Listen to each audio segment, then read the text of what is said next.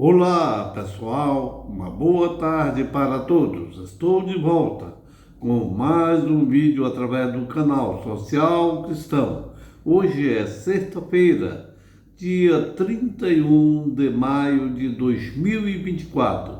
Antes que vocês esqueçam, dê o like ou dislike e aperte no sininho para receber as notificações dos vídeos. E me ajude a divulgar os vídeos. Fazendo assim, você estará me ajudando a combater o mundo paralelo das fake news. O título do vídeo que estarei postando hoje é Fatos que traz suspeitas sobre o envolvimento do clã Bolsonaro com a morte de Marielle, que até hoje não ficaram bem esclarecidas. Caso Marielle, que a PF já deu por encerrado com a prisão de alguns envolvidos, bem como os irmãos Domingos e Chiquinho Brazão, e Rivaldo Barbosa, ex-chefe da Polícia Civil Fluminense, e o delegado Giniton Lages, que está em liberdade, mas com medidas cautelares, imposta pelo Supremo Tribunal Federal, STF, com uma tornozeleira eletrônica. Porém, ainda existem algumas perguntas que não foram respondidas, deixando bem claro essas questões. Vocês que acompanham aqui o GGN sabem que desde lá de trás nós trouxemos aqui um conjunto de informações, né? Quando começou esse jogo, por exemplo, a questão da Vivendas da Barra, lá, o condomínio do Bolsonaro, vizinho do Rony Lessa, que o Jornal Nacional traz à noite o depoimento do porteiro, dizendo que o motorista que levou o Rony Lessa para Marielle, ele tinha pedido o número do Bolsonaro. Depois esse porteiro foi intimidado aí pela Polícia Federal do Sérgio Moro. Naquela madrugada, o Bolsonaro falou, estava no exterior, fez uma fala raivosa lá, o filho pegou o equipamento e o álibi apresentado pelo Bolsonaro é que naquele dia ele estava em Brasília. Depois nós mostramos aí que o sistema lá não era PABX, era um sistema que transferia as ligações para telefones fixos ou celulares, ou seja, aquele álibi não... Havia a história do filho dele que teria ido da Câmara de Vereadores, um conjunto de situações absolutamente desencontradas. E havia aquela suspeita das declarações de Bolsonaro e Hamilton Mourão contra a garantia de lei e ordem, aquela operação que houve no Rio de Janeiro, porque a operação, segundo eles, significava um pacto entre o Temer e o general Vilas Boas Correia, visando eleições sem Lula. Uma coisa que chamou atenção lá naquele episódio do porteiro foi que as procuradoras aí do Ministério Público Estadual, em um dia, disseram que já tinha sido feita a perícia do sistema, e que era impossível, não tinha perícia, não tinha nada. Então, a cumplicidade era generalizada, né?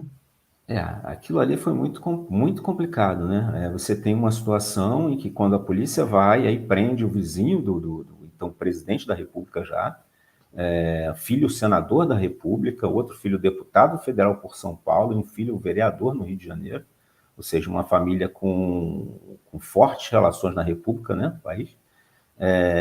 Eles vão lá, esse porteiro, ninguém acha mais esse porteiro, é curioso, esse porteiro inclusive vivia em Rio das Pedras, ele morava em Rio das Pedras.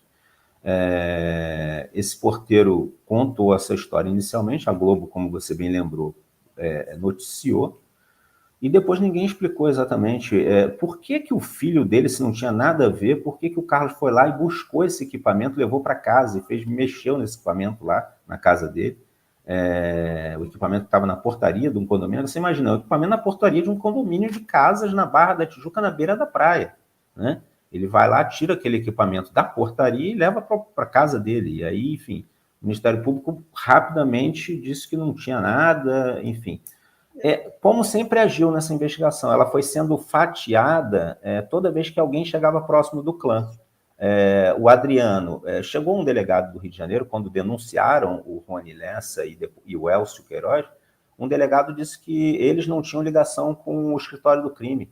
Aí, quando você lê todo aquele inquérito, que é muita folha, muito papel, quando você lê aquilo ali, você vê que o modo de operação deles é igual. Eles passam, essa pergunta que você fez anterior, de que eles já vinham monitorando a Marielle, eles monitoravam as vítimas mais de 2, 3 meses. Tem um caso em que eles monitoraram por 1 ano uma vítima. Então, é muito profissional mesmo, assim, enquanto e não é um esquema que tem uma pessoa, tem várias pessoas envolvidas nesse grupo, e assim, tinha uma pessoa que fazia esse monitoramento, uma ou mais pessoas faziam esse monitoramento, ou seja, acompanhando o vai e vem das pessoas. A Marielle foi acompanhada a entrada e saída na Câmara, os horários dela. Não foi só ela, outras vítimas desse grupo também, eles eram monitorados por um bom tempo. Enquanto isso, a pessoa que era responsável por matar escolhia a arma, via qual seria a arma mais adequada. O Rony Lessa fez buscas por armas mais adequadas para aquela situação. Então, assim, eles trabalhavam de forma muito profissional. E a gente viu aqui no Rio de Janeiro digamos, um compadrio. Havia um alinhamento de ideias dentro das polícias do Rio de Janeiro, que não é só um fenômeno do Rio de Janeiro, né? E dentro do próprio Ministério Público, com o bolsonarismo. Tanto que nós mostramos o Leandro Demori, quando era o editor executivo do Intercept, chegou a publicar uma foto de uma das procuradoras que participava da Força Tarefa com a camisa da campanha do Bolsonaro, né? Ela depois se afastou, mas é muito complicado, né, se você for analisar. O primeiro, essa é a pergunta que não quer calar. Cadê o porteiro que citou Bolsonaro no caso Marielle?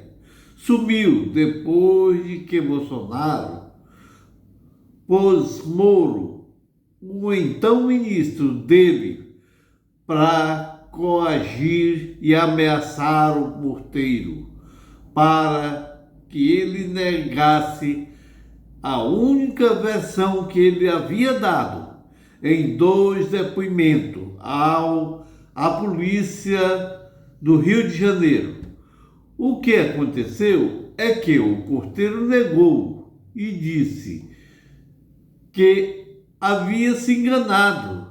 Daí então, a investigação da PF de Bolsonaro, comandada por Moro, levou o caso à PGR de Augusto Aras.